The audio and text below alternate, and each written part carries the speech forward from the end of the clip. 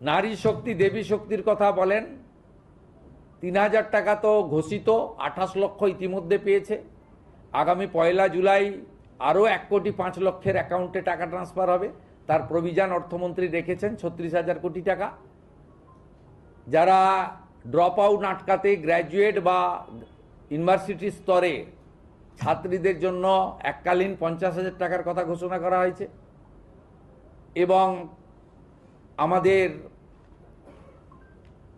প্রসূতি মায়েদের জন্য প্রধানমন্ত্রী মাতৃ বন্দনা স্কিমের সাথে আরও অতিরিক্ত দিয়ে, ওটাতে ৫,০০০ টাকা পাওয়া যায়, আরও ১৬,০০০ টাকা দিয়ে ২১,০০০ টাকা দেওয়ার কথা বলা হয়েছে। এবং ৫টি পুষ্টিকর কিট প্রদানের কথা আজকে বাজেটে উল্লেখ করা হয়েছে।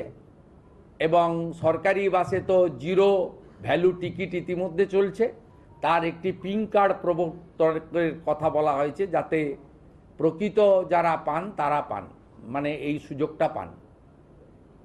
মহিলাদের জন্য মহকুমা ভিত্তিক একটি থানা, তাদের সুরক্ষার জন্য দুর্গা স্কোয়াড অফিসারদের দিয়ে বানানো, আর কনস্টেবল জওয়ানদের দিয়ে, মহিলা পুলিশ কর্মীদের দিয়ে 2টি ব্যাটালিয়ন বানানোর কথা আমরা ঘোষণা করেছি, যেটা আপনারা কিছুদিনের মধ্যেই দেখতে পাবেন। কারণ আমরা পুজোর আগে 16,000 নতুন কনস্টেবলকে রাস্তায় নামাচ্ছি।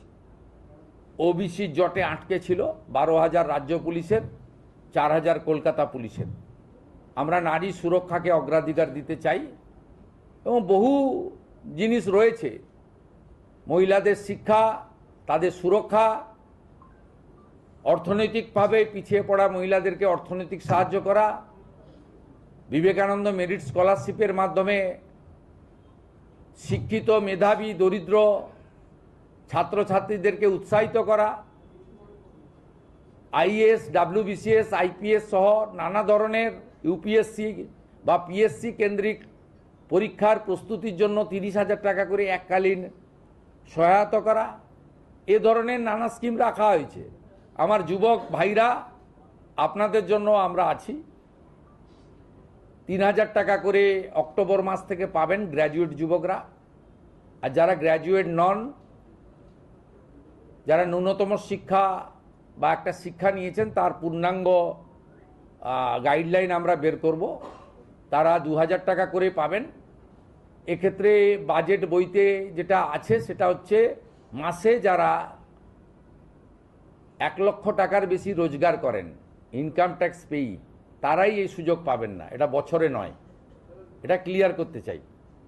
অর্থাৎ যাদের পরিবার মাসে 1 লক্ষ টাকা করে রোজগার করেন, তারা তো ইনকাম ট্যাক্স ছাড় আছে আপ টু 1 লাখ। 1 লাখের উপরে ইনকাম ট্যাক্স দিতে হয়। আপনারাও আমাদের সঙ্গে একমত হবেন, 1 লক্ষ টাকা যে পরিবারের রোজগার আছে তার নিশ্চয়ই এই ভরসা স্কিম নেওয়ার দরকার হবে না।